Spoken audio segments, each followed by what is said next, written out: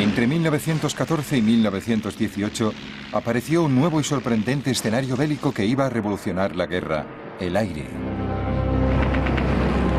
Hubo feroces combates aéreos. Cazas contra cazas. Igual que si lo estuviera viendo. Era como una nube de moscas en el cielo, moviéndose rápido, claro. Muy rápido y bajando en picado. Había accidentes tremendos y la lista de bajas indicaba que casi todos los pilotos morían. Di un beso a mi madre. Lo recogí todo y le dije: adiós, mamá. No creo que volvamos a vernos. Era la actitud que tenías que tomar. Sabías que ibas a morir. La guerra en el aire vio cómo los aviones se las arreglaban para despegar desde una plataforma situada encima de otro aeroplano. Y la invención de un concepto radicalmente nuevo: el portaaviones. Dio impulso a una carrera tecnológica. Los diseñadores de ambos bandos intentaban superarse unos a otros. Esa carrera trajo la nueva época de los aviones de combate y de los bombarderos. De una nueva raza de héroes, los ases del aire. Ahora podemos ver esa guerra aérea tal como la vieron los pilotos, en color.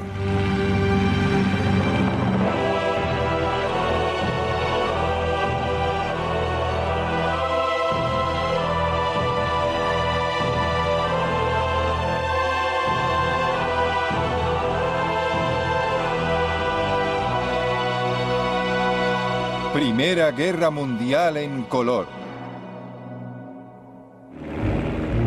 Sangre en el aire.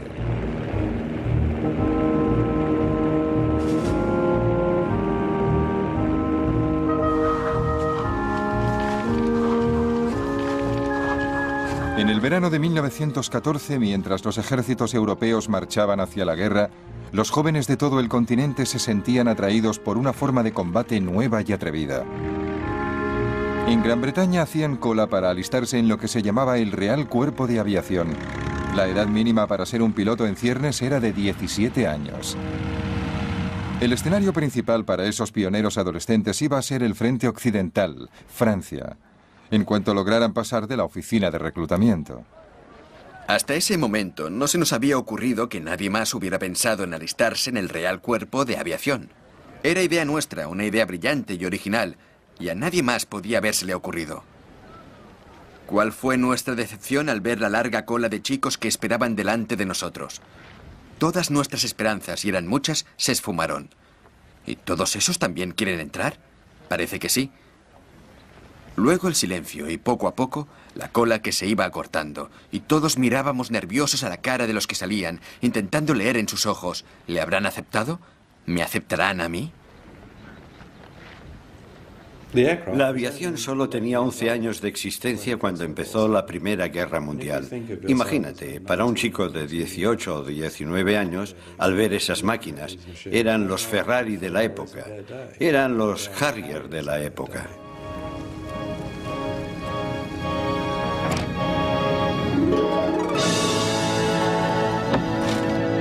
La aviación, con toda su temprana locura, acababa de nacer.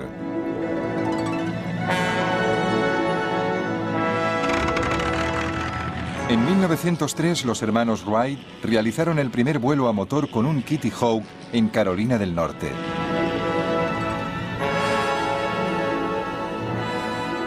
Los jefes militares empezaron a comprender que los aviones podrían ser útiles para la guerra. En 1909, el francés Louis Blériot cruzó 30 kilómetros de mar, el Canal de la Manga. Cuando miraba hacia abajo veía el mundo como nadie lo había visto jamás. Y ese fue el propósito militar del avión: darle al comandante que estaba en tierra una visión general del campo de batalla. La idea de los reconocimientos aéreos apareció a mediados del siglo XIX con los globos de aire caliente. Y durante la mayor parte de la guerra se siguió usando a los globeros, como les llamaban los británicos, como vigías aéreos. Pero los globos aerostáticos eran un blanco fácil para los atacantes enemigos.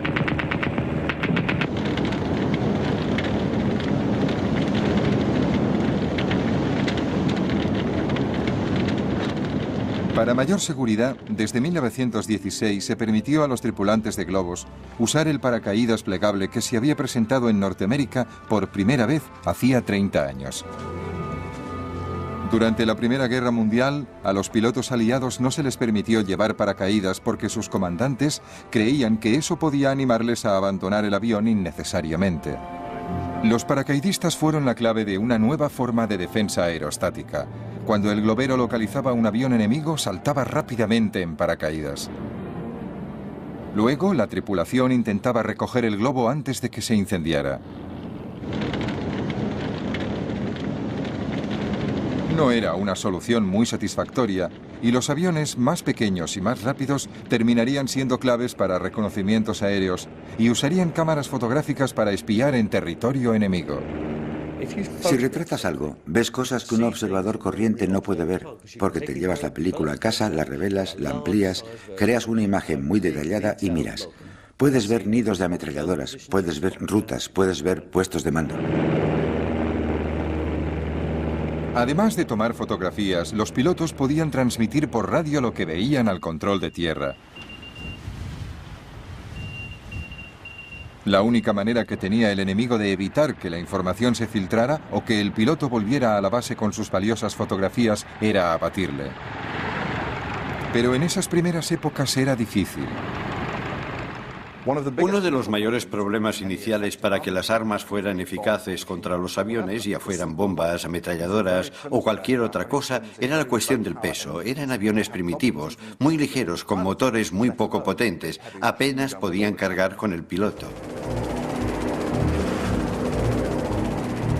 Los pilotos se enfrentaban con otro obstáculo a la hora de disparar. El propulsor delantero estorbaba. La primera solución llegó en abril de 1915 de la mano del piloto francés Roland Garros. Puso cuñas de acero en las hélices propulsoras, así las balas de las ametralladoras simplemente rebotaban. Claro, no es una solución ideal, sobre todo por el peso añadido de la armadura para resistir el fuego de la ametralladora, y también porque desviaba una de cada 10 balas, y algunas incluso podían rebotar y dar en tu propio avión. A pesar de los peligros, Roland Garros abatió 5 aviones alemanes en 2 semanas. Sus pilotos no sabían de dónde venía el fuego, pero entonces Roland Garros se vio obligado a aterrizar en territorio alemán. Los alemanes vieron inmediatamente por qué este avión tenía tanto éxito, y en realidad estamos hablando de un solo avión que había hecho estragos en las fuerzas aéreas alemanas de la época. Pero cuando vieron lo primitivo que era el sistema y cómo podían disparar a través de las aspas, entregaron la máquina a un diseñador holandés muy brillante, con mucho talento, Anthony Fokker. Fokker resolvió el problema y revolucionó el futuro de la guerra aérea, inventando un dispositivo que sincronizaba el fuego de la ametralladora con el movimiento del propulsor, de tal forma que las balas nunca daban en la hélice. Pronto, los pilotos alemanes perfeccionaban las tácticas que llevarían la masacre a los espacios aéreos. Vimos que era un avión alemán, y una vez colocado sobre nosotros, detrás del avión de en medio, se lanzó en picado como un halcón sobre una golondrina. Desde luego, di gracias de volver sano y salvo de esa misión. La aviación aliada estaba indefensa. En 1915 se produjo lo que se llamó el azote de los Fokker. La vida de un piloto aliado se contaba por días.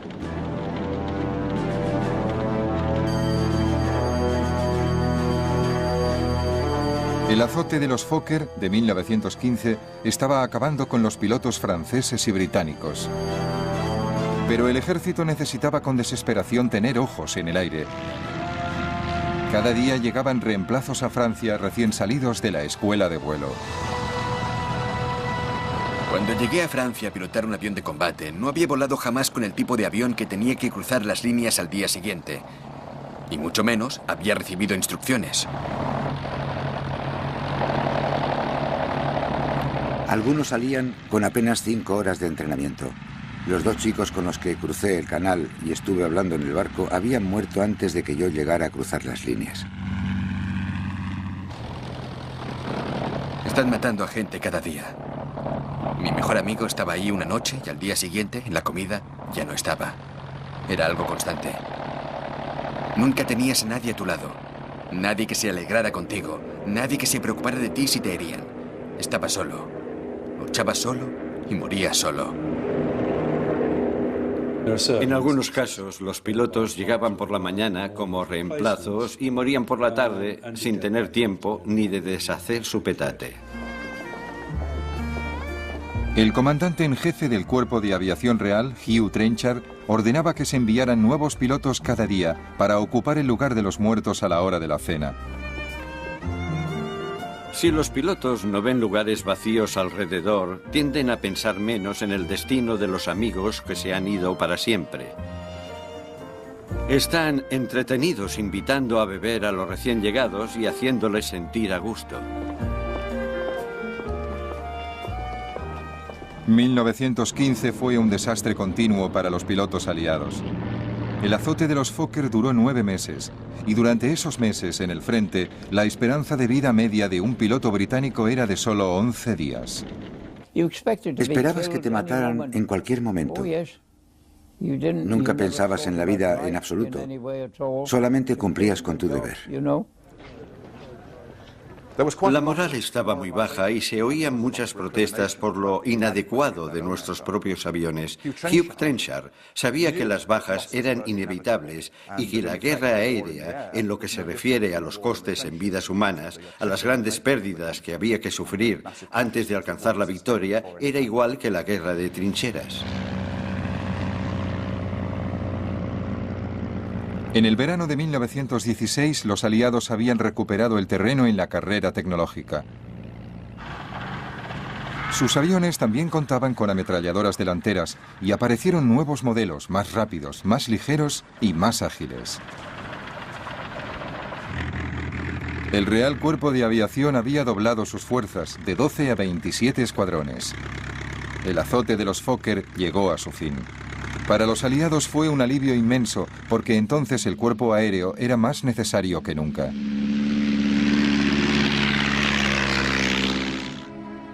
El punto muerto en la guerra de trincheras duraba ya casi 2 años. Tanto los comandantes aliados como los alemanes buscaban con desesperación la forma de romperlo. En febrero, los alemanes habían lanzado una ofensiva masiva en Verdún y los franceses resistían a la desesperada. Para aliviar la presión, el ejército británico planeó su ataque al Somme en julio. Los reconocimientos aéreos eran vitales, no solo para localizar objetivos alemanes, sino también para guiar el fuego de la artillería. Los pilotos aliados se pusieron en acción con sus nuevos aviones mejorados. Algunos se hicieron muy populares, como por ejemplo Albert Ball. Albert Ball fue una inspiración para el Real Cuerpo de Aviación porque nada era demasiado peligroso para él y en cierto modo reflejaba la imagen que tenía Trenchard de lo que debía ser el Real Cuerpo de Aviación. Gente sin miedo al peligro, gente que siempre se lanzaba al ataque, aunque eso significara la muerte. Dicen que he chocado con el suelo a 200 kilómetros por hora y que mire cómo ha quedado el tren de aterrizaje. Sí, ya lo he visto. Pero ahora ya está casi listo para volar otra vez. Fue una sensación muy extraña caer en picado. Tuve tiempo de ver cómo me había llegado la hora. Pero resulta que no llegó. Ball no representaba el futuro del Cuerpo de Aviación Real. No podía hacerlo. Confiaba en la suerte para seguir vivo. Volvía con el avión lleno de agujeros de bala. Albert Ball murió a los 21 años. Había abatido 44 aviones alemanes. Los franceses fueron los más rápidos en sacar partido de sus ases del aire. Concentrándose en las vidas de los héroes del aire, distraían al público de las masacres en las trincheras. Los pilotos de éxito eran perseguidos por la prensa y exhibidos entre la alta sociedad.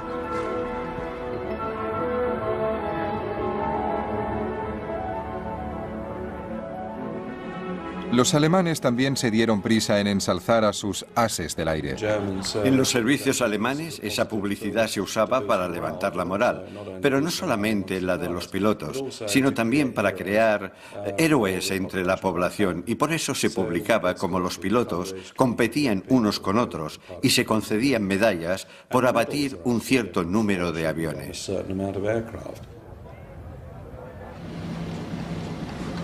El as del aire alemán más popular era Manfred von Richthofen, el Barón Rojo. Richthofen abatió 80 aviones enemigos, más que cualquier otro piloto en la guerra. Soy un cazador. Cuando he abatido a un inglés, mi pasión por la caza queda satisfecha, por lo menos durante un cuarto de hora. Von Richthofen se convirtió en el ídolo de una visión romántica de la guerra aérea. Caballeros con brillantes armaduras voladoras enfrentándose en combate singular.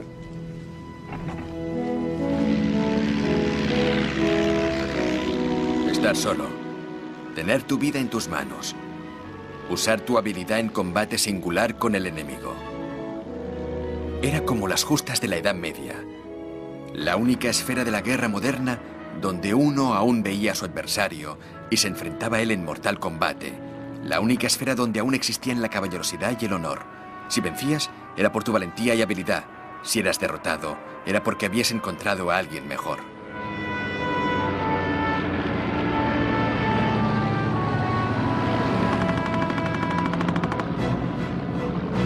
Pero mamá, no se pueden imponer desde la simple tierra las normas para la gente que patrulla por el aire. Allí eres alguien distinto. Yo diría que no eres un hombre. Yo por lo menos no lo soy.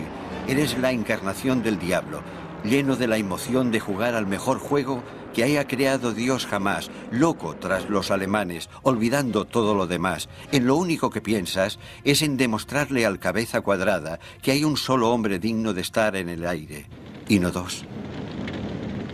En una zona de combate, cuando las balas silban a tu alrededor y estás envuelto en humo negro, te conviertes en otra persona. No eres humano, por decirlo de alguna manera. En cierto modo, dejas de ser humano. Eres una máquina de guerra y cumples con tu misión. En abril de 1917, los alemanes volvían a adelantarse en la disputada carrera armamentística. Su ventaja era en parte táctica. Empezaron a actuar en escuadrones de 14 aviones llamados Jastas y enviaban 3 o 4 Jastas hacia el frente de una vez. Estos grupos masivos recibían el apodo de circos volantes. Las Jastas llevaron a las primeras grandes escenas de duelos entre escuadrones y no entre individuales, los famosos días de los combates en grupo. Los escuadrones británicos y aliados se enfrentaban a los circos alemanes en el aire, sobre las trincheras, y luchaban hasta la muerte, muchas veces ante la sorpresa de la infantería que les veía desde abajo. Igual que si lo estuviera viendo, eran como una nube de moscas en el cielo, moviéndose rápido, claro, muy rápido, y bajando en picado y rodeándose unos a otros. Y oíamos los disparos, claro, pero estaban muy altos. Yo vi algunas batallas maravillosas, batallas aéreas entre 2 aviones de combate. Y nunca... Pero el problema es que nunca sabíamos quién ganaba. Apostábamos entre nosotros y yo me preguntaba, ¿quién volverá? ¿Quién va a ganar hoy? ¿Serán los alemanes o será uno de nosotros? La superioridad de los aviones alemanes y las tácticas Jasta costaron caras a los aliados. En 1917, durante el llamado Abril de Sangre, perdieron 150 aviones y 316 aviadores. Unos meses más tarde llegaron los primeros pilotos norteamericanos, pero la superioridad alemana se mantenía. Sin embargo, los aviadores aliados tenían que seguir volando sobre las líneas enemigas para dar información a sus ejércitos que preparaban desde tierra sus ofensivas de verano. Los comandantes y hasta los pilotos sabían que no tenían el mejor equipo ni las mejores herramientas para el trabajo y sin embargo les exigían que contribuyeran a una gran ofensiva. Sabían que los alemanes tenían mejores equipos y hasta cierto punto mejores tácticas y era algo trágicamente inevitable. Tenían que seguir volando. En esos momentos no podían hacer nada. Esta mañana nos hemos enfrentado con una nueva gama de Fokkers y desde luego son muy buenos. El piloto se ha quedado quieto y me ha bañado de plomo como con una manguera.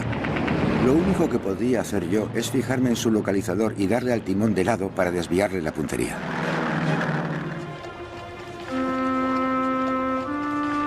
Pero aunque las bajas durante toda la guerra fueron muy altas, los pilotos británicos sabían que eran solo una pequeña fracción de las bajas en tierra, que iban subiendo. Y la vida de los pilotos, aunque muchas veces fuera corta, era muy cómoda comparada con la de los PDI, pobres desgraciados de infantería de las trincheras. Cuando volábamos a casi 5.000 metros, sentías como una gran exaltación, como si gritaras: «Soy el rey del castillo». Estabas ahí arriba y la guerra no te afectaba. Yo estuve en la infantería y siempre íbamos sucios, piojosos y muchas veces muertos de hambre, mientras que en el cuerpo aéreo vives como un señor. Cuando estaban en tierra, la vida de los pilotos era muy extraña porque se enfrentaban a la muerte cada día en el aire, pero luego volvían al campo de aviación y tenían un salón agradable, buena comida y una cama decente para dormir. Es una maravilla volver de la patrulla por las noches pensando que has terminado por hoy con el brillante crepúsculo por poniente y el levante oscuro y misterioso. Y aquí estoy completamente solo, disfrutando del estupendo sol de mayo y con una brisa fresca. Se está tan a gusto. Oigo el ruido de las ametralladoras, pero aparte de eso, la guerra parece muy lejos, gracias a Dios.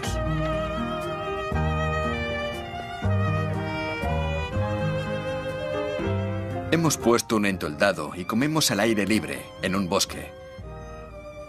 Se está mejor aquí cuando hace tanto calor como estos días.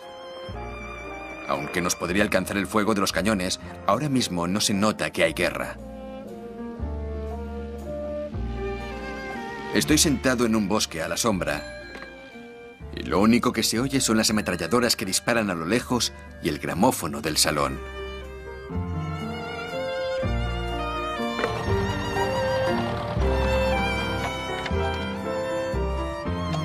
Vivimos bien.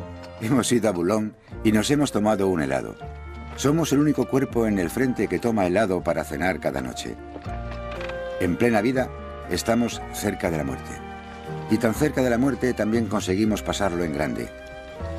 Cócteles del Bronx, brochetas de higadillos de pollo, champán, helado de fresa y coñac Napoleón.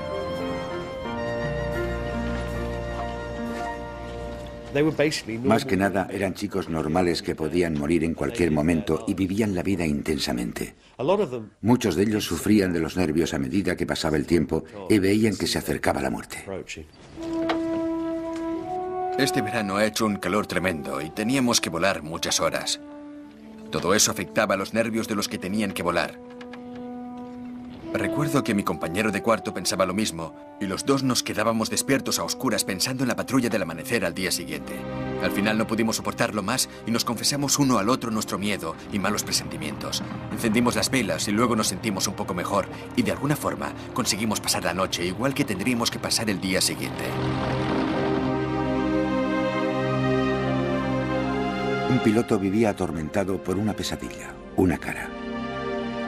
La cara parecía vaga y distante, y poco a poco se acercaba hasta que la nariz de la cara y la de él estaban casi juntas y se miraban. Nada más, solo se miraban. Entonces se despertaba y ya no podía dormir. ¿Quién era? ¿Alguien a quien había matado? ¿O era el hombre que le esperaba bajo el sol?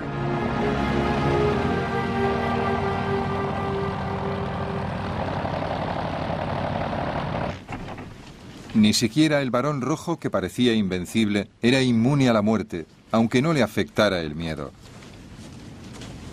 La muerte era una perspectiva casi agradable, por lo visto.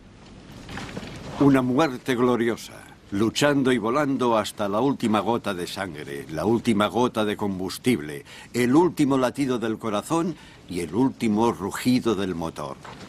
Una muerte de caballero andante a la salud de sus colegas, amigos y enemigos.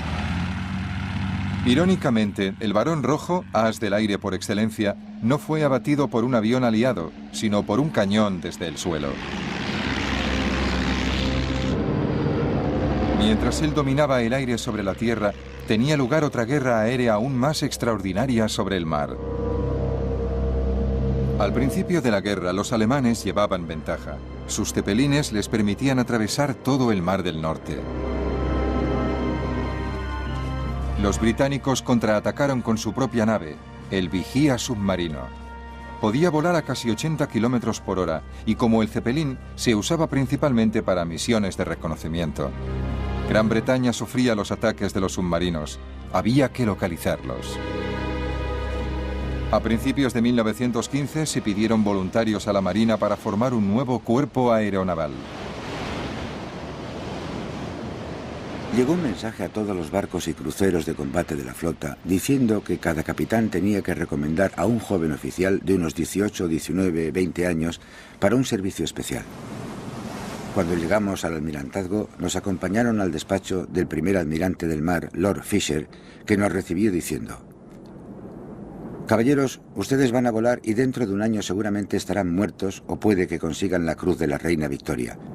Pero se les ha seleccionado para iniciar un nuevo servicio aéreo que contrarrestará la amenaza de los submarinos que sufrimos en esta guerra.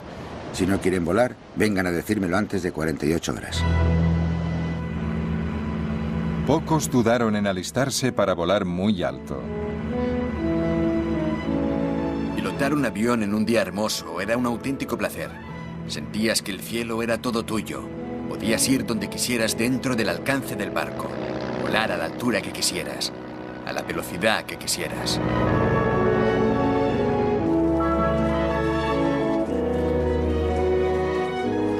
Los aviones británicos se hicieron cada vez más sofisticados.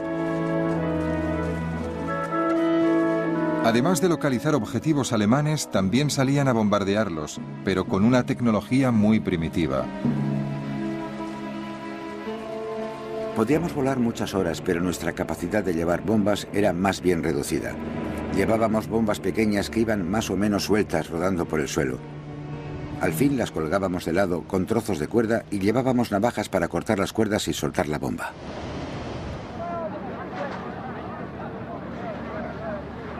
Los globos aerostáticos, por elegantes que fueran, no eran precisamente eficaces. Lo que necesitaba la Marina eran aviones bien armados y más rápidos que pudieran actuar en el mar. El motivo principal seguía siendo la necesidad de acabar con los submarinos alemanes.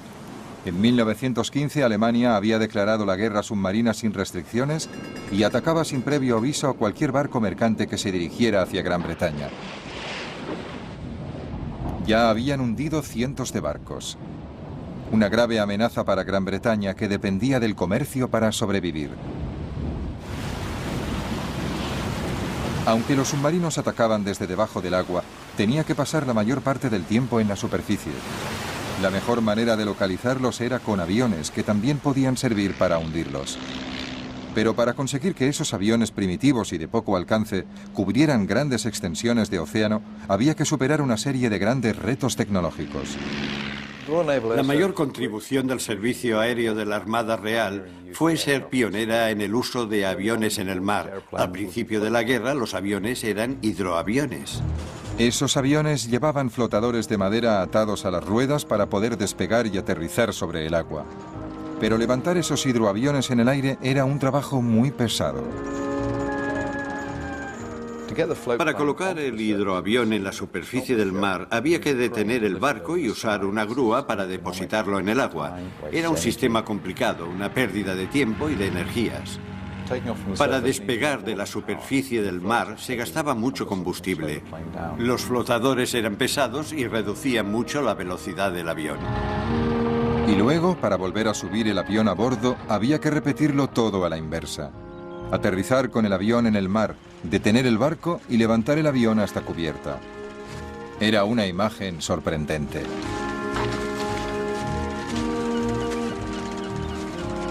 Los hidroaviones eran como aviones que iban de vacaciones a la costa y se habían puesto zuecos para no mojarse los pies. Cuando veían pasar alguno por encima, muchos decían: por ahí va con sus botazas.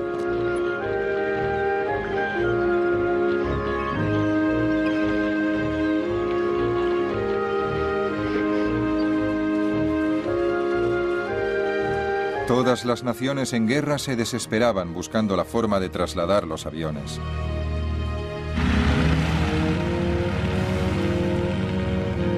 Esta era una primitiva versión rusa.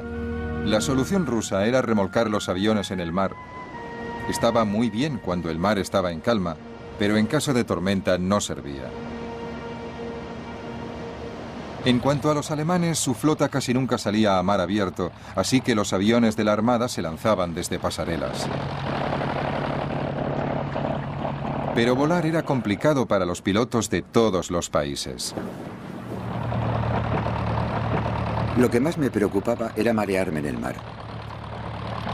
No había estado nunca en un barco, solo alguna vez había salido a remar en barca en días muy tranquilos y creía que todo el mundo, menos los marineros muy expertos, se mareaba en cuanto había el más mínimo movimiento. Después de correr un buen rato, tirabas con todas tus fuerzas y con mucho esfuerzo y algo de suerte conseguías levantarte hasta 90 o 100 metros, aunque en una ocasión la hoja de ruta dice que llegamos a alcanzar los 360 metros.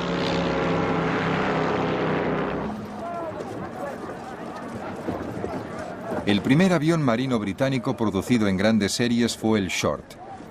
No era solo un avión de vigilancia, también podía ir armado con bombas. Eso añadía peso, y los pilotos no siempre conseguían despegar. El mar estaba tan calmado como una balsa de aceite. ¿Pero os creéis que la máquina despegó? Y un pimiento. Estuve 20 minutos luchando sobre la superficie como un pato herido, hasta que el agua del radiador empezó a hervir y la carlinga se puso como una sauna. Esos aviones primitivos no podían despegar a no ser que el mar estuviera muy tranquilo. Solo podían despegar y ser repescados cuando el mar estaba absolutamente llano. Y claro, eso en el Mar del Norte pasa muy pocas veces. Otra respuesta a la amenaza de los submarinos fue construir aviones con un alcance mucho más largo, que podían despegar desde un puerto tranquilo, y así nació el barco volador. En 1917 un barco volador hundió su primer submarino, pero sus pilotos no tenían apoyo. Personalmente, considero que las batallas de barcos volantes eran mucho más desesperadas que las que se libraban en el frente francés. Lo digo porque, además de los riesgos habituales del combate, había que hacer un largo viaje sobre un mar desierto antes y después de la lucha. El Mar del Norte es muy peligroso. La niebla, las marejadas, las nubes bajas son más habituales que los días buenos. Siempre sabías que si te fallaba el motor o tenías cualquier problema tonto, era casi seguro que te ibas a ahogar, con muy pocas probabilidades de que te rescataran.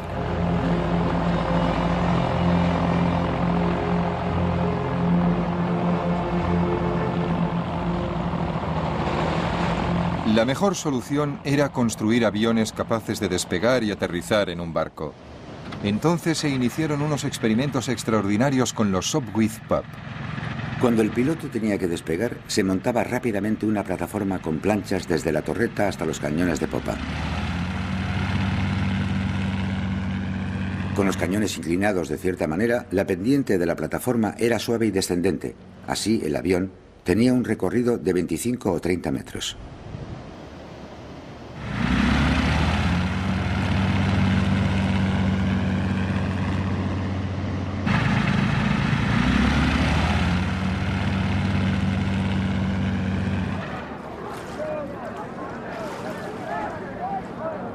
Era muy arriesgado. Si el piloto no lograba la velocidad suficiente para despegar, se estrellaba contra el agua. Pero aunque hubiera calculado bien, pasaría a menos de 1 metro de las olas. Era una operación más que arriesgada, y me encantaba ver a esos pilotos. Les admiraba por su valor y por su habilidad.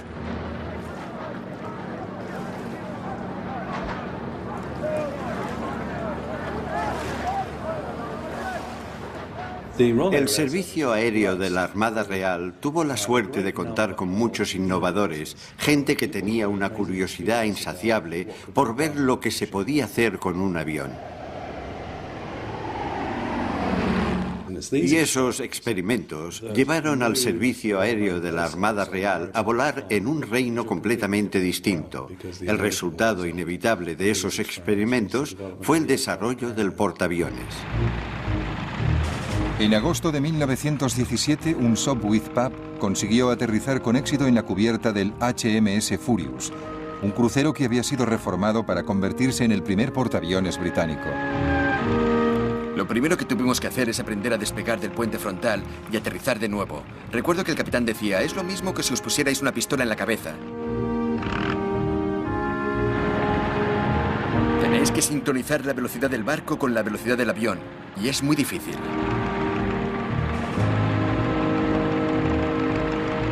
Pero a pesar de las dificultades, había nacido un nuevo tipo de arma.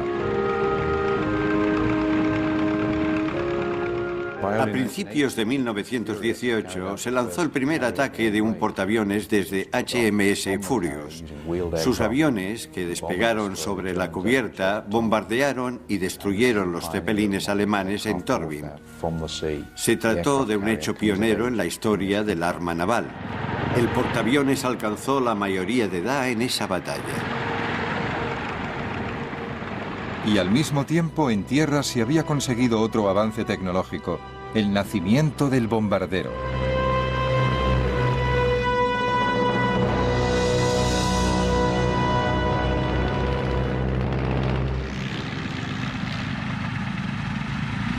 En el verano de 1917, los pilotos aliados en el frente occidental habían vuelto a ponerse a la altura de la tecnología alemana. Ambos bandos empezaron a prestar más atención que nunca a un nuevo fenómeno. Desde el comienzo del conflicto, los aviones se habían usado para bombardear solo esporádicamente. Sin embargo, ahora muchos aviones antiguos de reconocimiento empezaron a ser transformados en bombarderos. Se les adaptaron unas fijaciones especiales para las bombas, y en 1917 eran de uso habitual entre los aliados. Venían en una caja media docena de bombas envueltas en algodón en rama.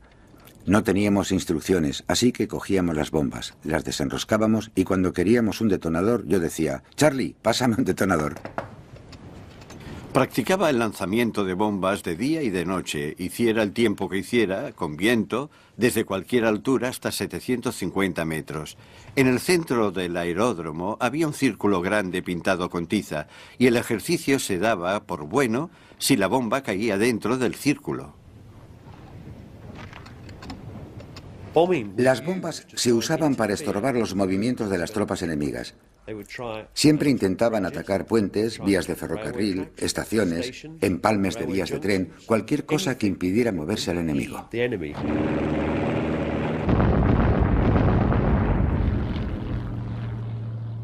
Los bombarderos volaban bajo para soltar su carga, y el fuego antiaéreo era cada vez más intenso. Los británicos lo llamaban Archie.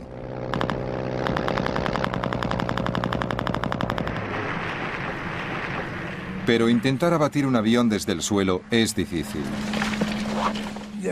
Venían tan rápido que cuando habías cargado el arma, ya se habían ido. Solo podías tocarles si sabías por dónde venían, si te encarabas a esperarlos. Entonces, cuando aparecían, a lo mejor, tenías una oportunidad de dispararles, de pegarles un tiro. ¿Es que se movían tan rápidamente? Cada vez había más y más artillería antiaérea, pero no abatían muchos aviones. Era más bien un intento disuasorio, y es un buen indicador de la valentía de un piloto, porque se reían de Archie. Bueno, primero tenían miedo, luego se reían y luego, cuando les fallaba el valor, empezaban a obsesionarse y a preocuparse de que ese día la nube de humo junto al avión les diera de lleno. No sé cuánto van a resistir mis nervios este bombardeo casi diario de Archie. Me he dado cuenta de que algunos están perdiendo los nervios poco a poco. Hoy, Archibald nos ha dado un buen rapapolvo y algunas balas han pasado demasiado cerca y oía los trozos de metralla que pasaban silbando y tienen que pasar muy cerca para que puedas oír el silbido de la metralla por encima del motor del avión. La carrera de armas aéreas de la Primera Guerra Mundial dio un giro nuevo y devastador a la industria del armamento. Por primera vez, los civiles se convirtieron en objetivos. Los alemanes llevaron a cabo el primer bombardeo a civiles en enero de 1915 en la costa de Norfolk. Su bombardero era un Zeppelin. En mayo de 1915 los cepelines bombardearon Londres. 7 civiles resultaron muertos. Dijimos, mira eso. Era una cosa larga y negra con forma de puro que se acercaba muy despacio. Abracé a mi madre y la verdad, no sé lo que sentimos. La gente empezó a prepararse para los ataques de los cepelines. Contaban que un comerciante en vinos alquilaba una de sus bodegas y mucha gente que conocíamos acondicionaba el sótano y dormían allí con los abrigos y las bolsas con las cosas de valor al lado. Al principio, los ataques de los cepelines contra Gran Bretaña tuvieron un gran efecto psicológico porque desde la época medieval siempre se ha visto Gran Bretaña como una isla fortaleza segura. Nadie podía tocarnos mientras conserváramos el dominio de los mares. En comparación con los bombardeos posteriores de la Segunda Guerra Mundial, no mataron a tanta gente. Fue la novedad de sentirse repentinamente amenazados desde el aire lo que provocó más pánico del que se podía esperar, dadas las estadísticas. Los cepelines eran lentos y vulnerables, y los alemanes desarrollaron un nuevo bombardero de largo alcance, el Gotha. En el verano de 1917, escuadrones de Gothas salieron de Ostende, en Bélgica, para atacar Inglaterra. Pude distinguir muchos aviones enormes en formación volando hacia el este. Me lancé en picado sobre el último y le solté todo un cargador a poca distancia. Tuve la satisfacción de ver cómo las balas le daban en todo el fuselaje y las alas, pero aparte de hacerle bajar un poco el morro, no tuvieron el efecto que deseaba. Me llevé una gran decepción. Qué insolentes eran los malditos cabezas cuadradas, paseándose por el cielo de Inglaterra como si fueran los dueños. Me volvía ciego de rabia pensando que los germanos irían a bombardear Londres y que encima se irían tan tranquilos, o casi. Los alemanes volaban adrede sobre Londres en esos bombarderos pintados de blanco en pleno día para demostrar que podían hacerlo y que eran invulnerables para los aviones de combate británicos. Eso tuvo un impacto inicial significativo. Como los cepelines, también crearon mucho pánico al principio por la novedad de los bombardeos. En el ataque a Londres murieron 162 personas.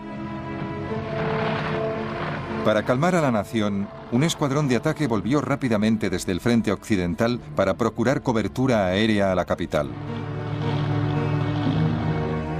El general sudafricano Jan Smuts debía diseñar una nueva estrategia de defensa en el frente interno.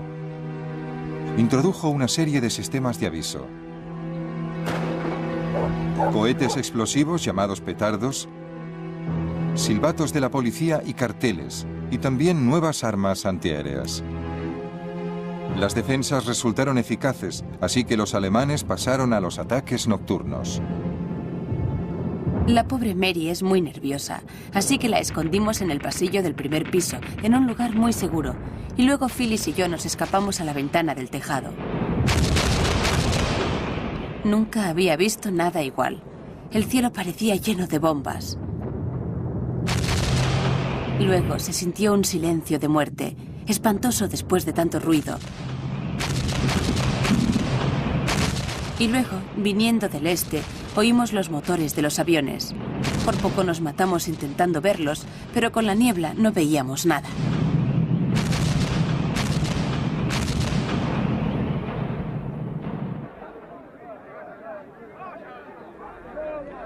Incluso por las noches, las defensas antiaéreas británicas resultaron tan eficaces que los alemanes terminaron abandonando los ataques con bombarderos. Los últimos Gothas llegaron en mayo de 1918.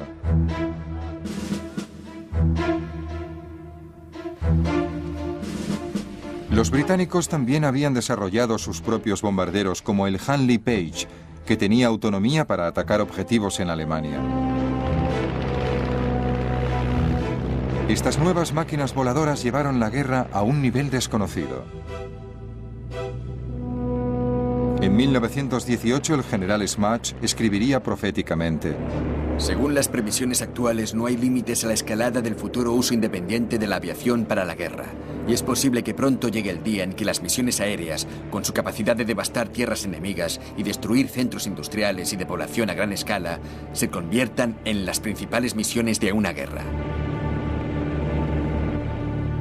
Lo más distintivo de las misiones aéreas de la Primera Guerra Mundial es lo rápido que evolucionan. Empezamos con técnicas muy primitivas, globos de observación y pequeños aviones. Al final de la guerra ya había bombarderos estratégicos, escuadrones de aviones de combate, portaaviones y toda la gama de fuerzas aéreas que se desarrollaría durante el resto del siglo.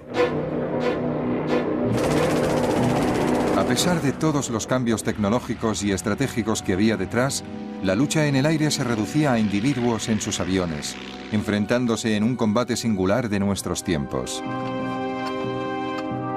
El coste para ellos fue muy alto. Es posible que murieran miles de pilotos, y no millones, como en las trincheras, pero sus posibilidades de sobrevivir también eran muy pocas. La muerte de un as del aire, un norteamericano llamado Raoul Loveberry, resumía cómo se veían a sí mismos. Su canción reflejaba lo que el piloto sabía, que su vida era emocionante, pero corta. Bajo las vigas que resuenan, las paredes están desnudas. Se oyen los ecos de unas risas. Los muertos están ahí. Sostened firmes la copa. El mundo es una mentira. A la salud de los muertos y viva el próximo que muera.